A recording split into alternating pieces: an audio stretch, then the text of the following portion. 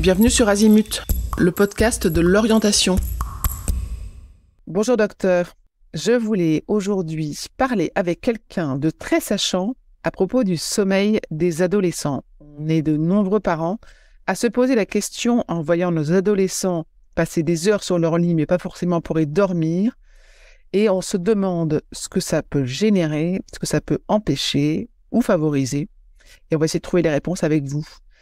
Peut-être que je vais commencer par vous demander de vous présenter.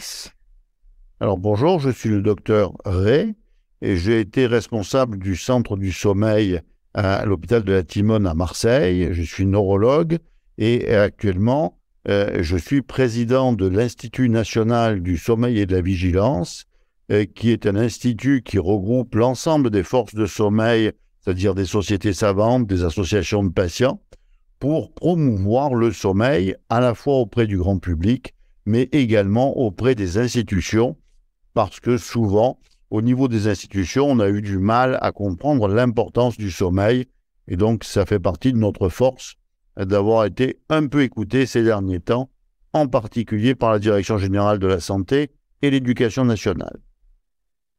Est-ce que vous pourriez nous éclairer sur ce qui se passe à l'adolescence vis-à-vis du sommeil? Est-ce qu'il y a des choses physiologiques qui se passent, qui perturbent ce sommeil profond qu'ont nos petits-enfants ou ce besoin de sommeil qu'ont nos enfants? Alors tout à fait, l'adolescence est une période de réorganisation des rythmes parce qu'il apparaît de nouvelles hormones qui sont les hormones sexuelles et qui elles-mêmes vont avoir un rythme, pas seulement chez la jeune femme, chez la jeune fille, où là c'est plus évident, mais également chez le jeune homme. Et cette remise, cette apparition d'un nouveau rythme hormonal va devoir s'intégrer avec l'ensemble des rythmes biologiques qui nous constituent, dont le rythme veille-sommeil. Et donc il y a un important remaniement du rythme veille-sommeil à l'adolescence. Donc ça veut dire que je crois que c'est la mélatonine qui favorise le sommeil est perturbée par ces autres hormones qui prennent un peu sa place? Alors tout à fait, on observe à l'adolescence un retard physiologique de la sécrétion de la mélatonine. La mélatonine, c'est l'hormone de la nuit, elle est sécrétée quand il fait noir et c'est pour ça que nous sommes, nous, des animaux diurnes, c'est-à-dire qu'on est réveillé la journée et qu'on dort la nuit. Et à l'adolescence, ce signal qu'il est le moment de dormir, eh bien, va être décalé. Et c'est pour ça que très naturellement, l'adolescent va avoir tendance à avoir des difficultés à s'endormir le soir. Et à se réveiller aussi, d'après ce que j'ai compris, c'est ça, ils sont dans une espèce de décalage horaire. Complètement. Et donc, ils vont avoir tendance, en effet, à faire la grasse matinée beaucoup plus facilement que plus tard, quand on aura fini l'adolescence et que tous ces rythmes hormonaux ont repris leur cours plus habituel, si vous voulez. Et donc, cette espèce de grande modification va entraîner un décalage. Un des problèmes auxquels on est confronté, c'est que notre société favorise le décalage donc, des couchers tardifs et donc, bien entendu, va augmenter cette tendance physiologique au décalage chez l'adolescent. Malheureusement, on les attend en classe à 8 heures à peu près.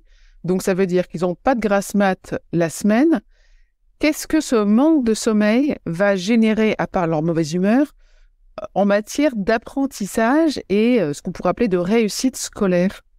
Alors, le sommeil est un instant privilégié pour consolider ce que vous avez appris dans la journée. En 20 ans, on a largement étayé ces données. Et donc, si vous n'avez pas dormi assez, eh bien, vous n'avez pas consolidé assez.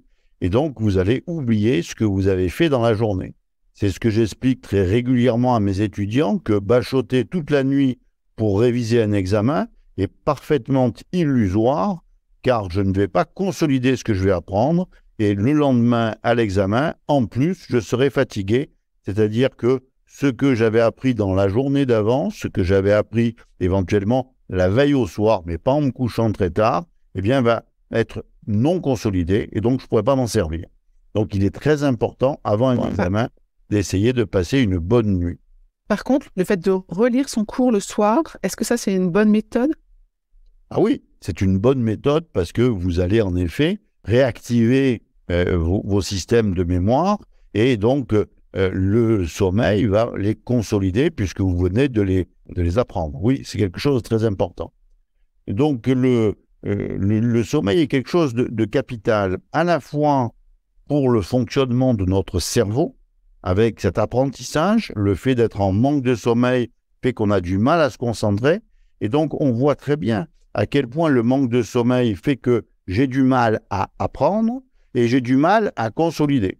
Donc, c'est sûr qu'on comprend tout à fait l'échec scolaire des gens qui ne dorment pas assez. Et donc, l'avenir n'est pas forcément à ceux qui se lèvent à l'aube, en particulier chez l'adolescent. Ça, c'est pas possible.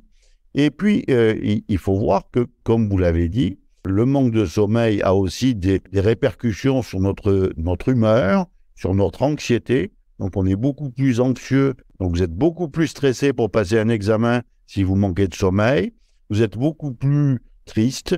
Et vous vous sentez beaucoup plus nul parce que vous manquez de sommeil, parce qu'en fait, vous avez rien envie de faire d'autre que de dormir. Et donc, ce manque de sommeil a des répercussions sur notre santé mentale qui est très importante.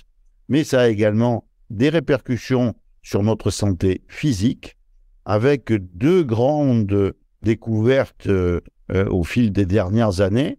C'est d'une part le fait que manquer de sommeil favorise l'obésité.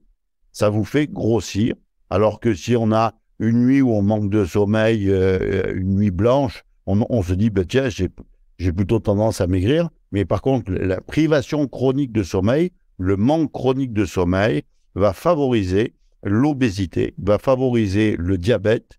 Et puis, dans un autre domaine, ça va diminuer l'efficacité de notre système immunitaire. Donc, on fera plus facilement des infections si on manque de sommeil.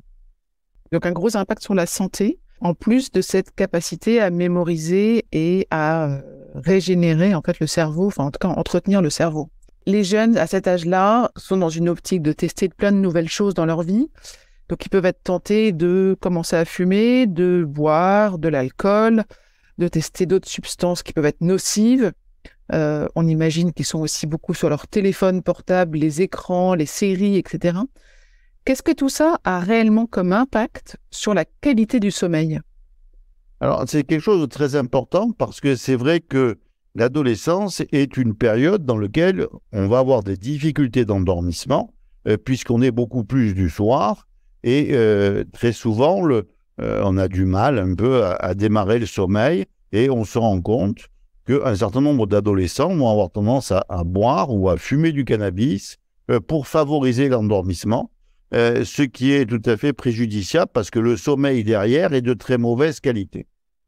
Et donc, on a l'impression d'améliorer les choses et en fait, on n'améliore pas du tout les choses et on a un sommeil de mauvaise qualité derrière.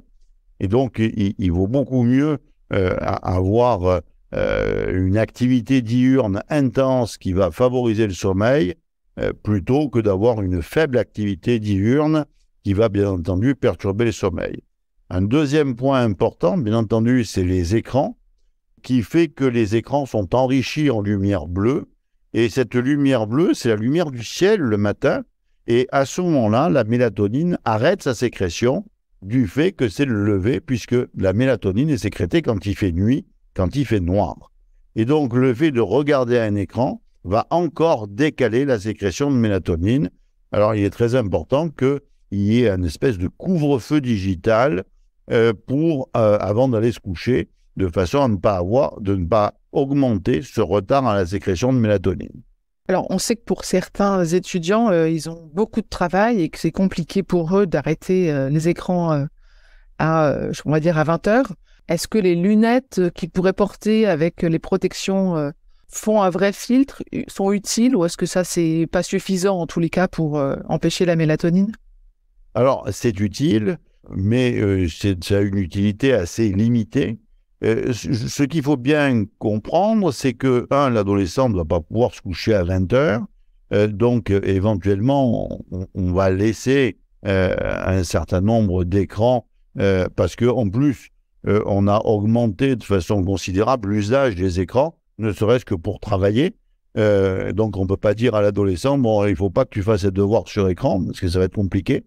D'autre part, c'est vrai que c'est un lieu d'échange, mais il nous semble important qu'on ne passe pas directement des écrans au lit pour dormir. Parce qu'à ce moment-là, on va sentir une insomnie, une difficulté à s'endormir, et ça va être très affolant. Donc, il faut prévoir un temps calme entre le moment où on décide cet arrêt des écrans, d'arrêter ces stimulations, parce que les écrans, non seulement on les regarde, mais on entend la musique, et puis éventuellement, on bouge avec nos mains, et donc on est très stimulé devant un écran. Et parce qu'on écrit, on répond. En plus, très souvent, les adolescents ont 2 écrans. D'une part, le téléphone portable sur lequel ils répondent, et puis un écran d'ordinateur sur lequel, éventuellement, soit ils regardent un film, soit... Donc, il faut arrêter cette surstimulation et essayer de lire ou d'écouter de la musique, mais de faire une activité que j'appelle monosensorielle, parce que si vous n'avez que les yeux qui sont stimulés, ça permet d'endormir toute la partie du cerveau qui décode les sons, et puis d'endormir la sensibilité du corps. Donc ça me semble être quelque chose de très important, qui est une activité monosensorielle pendant au moins 1 heure avant de chercher à s'endormir. Le changement de rythme entre la semaine et le week-end, on peut imaginer que nos enfants, la semaine, ne dorment pas suffisamment parce qu'on les réveille le matin. Est-ce qu'il est préférable de les laisser dormir à satiété, on va dire, le week-end, ou est-ce que ce changement de durée de sommeil est finalement néfaste? Alors, ce changement n'est pas néfaste, mais c'est son organisation qui est néfaste quand on arrive à faire des grasses matinées tellement longues que la matinée n'existe plus. Et à ce moment-là, on a de véritables inversions, c'est-à-dire que on dit à l'adolescent, demain c'est dimanche, donc tu vas pas en classe, donc tu peux te lever tard, donc il va se coucher encore plus tard, il va se lever excessivement tard, éventuellement en fin de matinée, voire début d'après-midi, et après le soir, on lui dit, demain tu vas en classe, alors il va falloir que tu te couches tôt. Il va pas pouvoir dormir, et il croit du coup que ses systèmes de sommeil sont cassés. Donc, ce qu'il faut faire pour éviter ça, c'est que la matinée existe toujours. Donc, j'invite les parents à ouvrir la chambre de l'adolescent pour que la lumière du jour puisse pénétrer à partir de 10h, 10h30 du matin le dimanche, quitte à ce que l'adolescent fasse une sieste en début d'après-midi avant 15h, ce qui est tout à fait différent au point de vue rythmique et qui sera beaucoup mieux parce qu'ils pourront dormir le soir.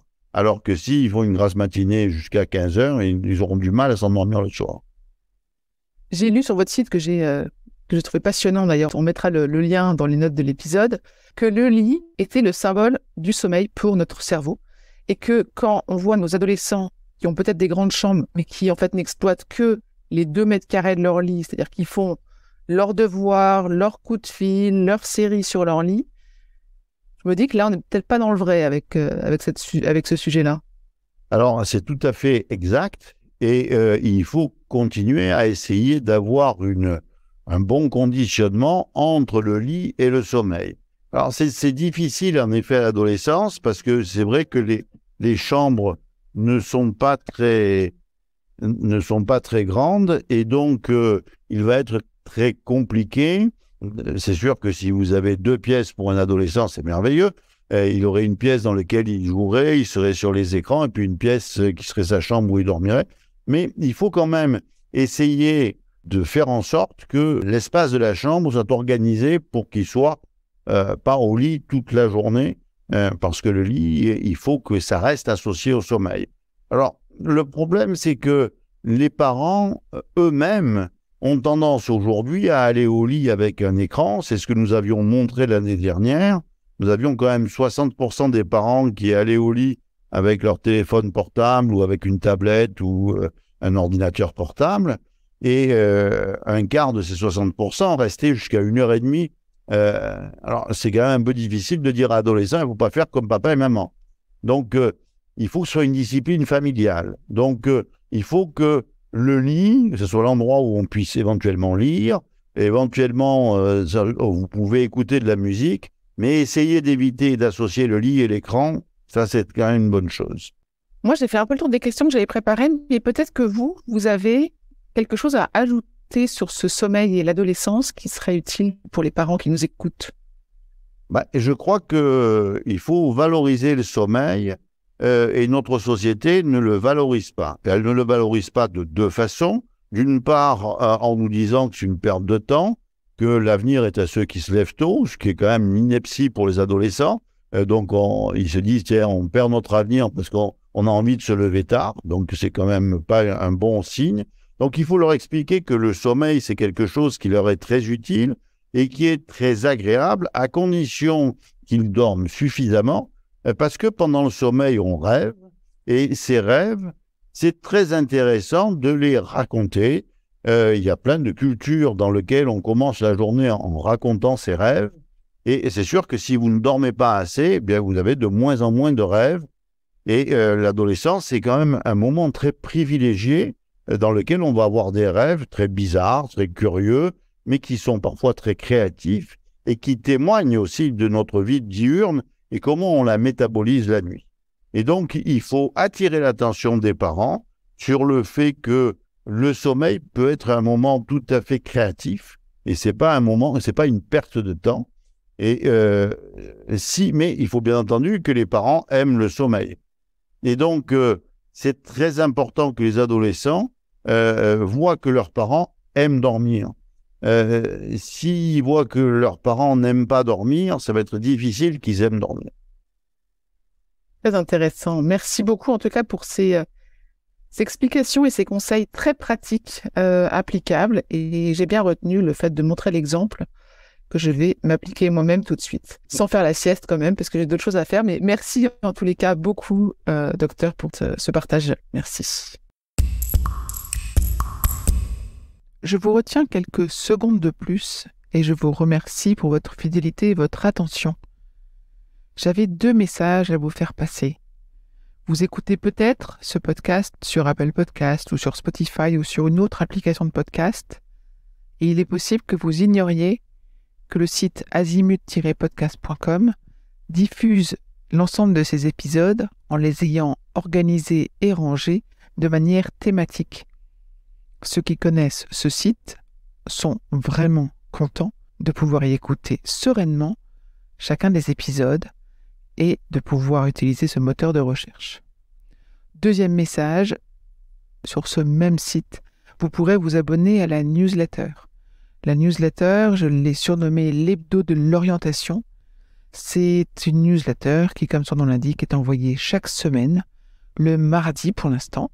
Et c'est dans cette newsletter que vous trouvez les indications des nouveaux épisodes, des guides que nous diffusons et de temps en temps, nous vous annonçons les masterclass, les ateliers, etc. que nous organisons. Bref, je vous conseille vivement de vous abonner à cette newsletter. À très vite et encore une fois, merci de votre fidélité avec Azimut. Parlons orientation.